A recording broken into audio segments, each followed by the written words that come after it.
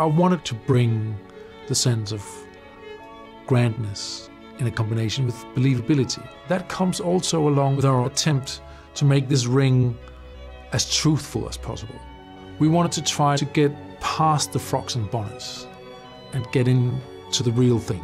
Thomas had this vision of an old-fashioned epic, like shot in Technicolor with lots of life, and we just didn't want to do another brown, muddy Victorian film. We did research, and you see the originals, you see originals, garments, clothing from the time, and they are in very, very surprisingly vivid colors. Like really, really, really electric blue, bright purple. I think in our subconscious we have an idea that it's a doll or sort of black, grey, charcoal paint, but it's not at all.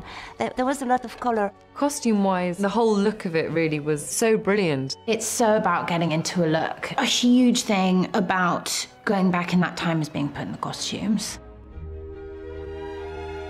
Bathsheba, she was a working woman. She's meant to be in the fields with her sleeves rolled up, and so it wasn't appropriate for her to have flowing locks and false eyelashes. Really wanted her in Jodhpur from the top of the film to give that feeling that this is not your average Victorian woman, this is someone really radical. She should never be fussy, she should never spend too much time on her appearance.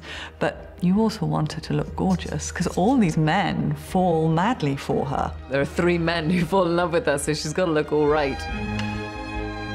There's always 2 Bathsheba within the period.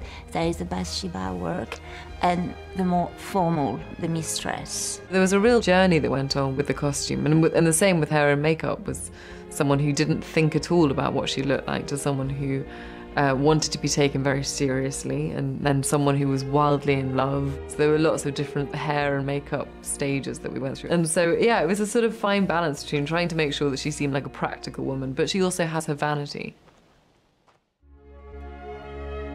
We worked on the character Oak quite a bit. What I was looking for was sort of the essence of manliness. What was very strong amongst the farmers of Dorset in this period was the smock. You get this beautiful actor, Matthias Schoenertz, and he just couldn't put, you know, the accurate Dorset smock with the big collar on him.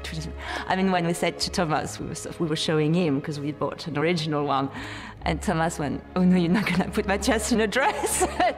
So we ended up using a French one, original from the period, really beautifully broken down, but a very simple shave.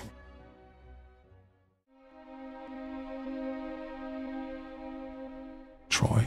This character, it's about uniform. It's a red jacket with specific gold trims. We made him very, very fashionable. We wanted to keep him always sexy, really appealing, and the sort of man she had chosen. Troy is vain, he's a peacock, you know, so I wanted him to be the one person who actually took care over his appearance and was quite vain. Boldwood. We wanted to create this air of loneliness and sadness, yet combined with a sense of pride and strength. Michael brought something really special to Boldwood. He was a gentleman farmer, but Michael felt he was very hands-on and that Boldwood would not be at all vain or interested in his appearance. But he also looks very good. He looks very handsome, the slightly older man in this particular case. The amazing people that have created those looks for us, that really, really helps you step into a character and you feel like you're in a different time. Well, that's the fun part, is getting into the characters, to be honest. I just wanted it to feel really real, really natural. I wanted it to feel like these were country folk and that they did their own hair and they did their own makeup. It can be dirty, it doesn't matter, but it doesn't have to be muddy. And that was something Thomas was very, very strong about. You know, he didn't want it to be grim. He wanted to be alive.